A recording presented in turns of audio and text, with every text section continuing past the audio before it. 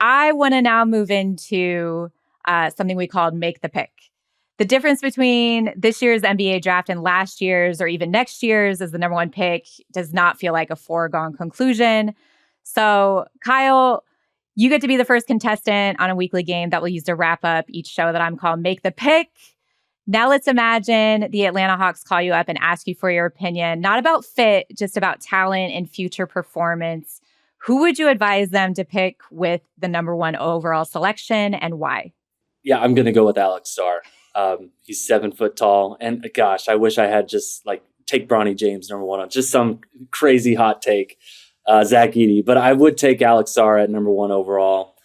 He's produced at a really high level overseas, playing professionally. He's a great shot blocker. I buy the shot long term.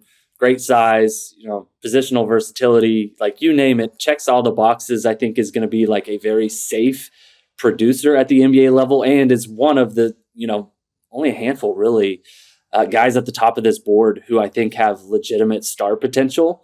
If I have the number one pick, I'm taking the biggest possible swing I can. I don't care if I swing out and strike out within 3 swings.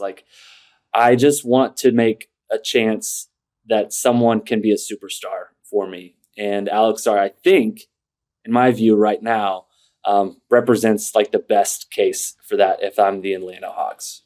I mean, I too have Alex Sarr number one. I think a lot of us do now. It'll be interesting to see if the Hawks actually decide to keep the pick or they're going to have those conversations.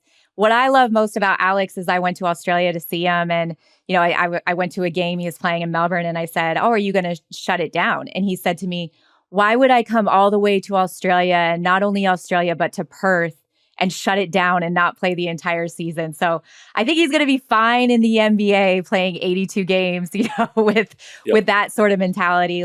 No, I want to come out and compete. The same way we saw Victor Wembanyama play the entire season last year leading up to the draft. But it'll be interesting. I mean, I guess my dark horse for number one is Stephon Castle, just because. Yes, I was going to say that. Yes.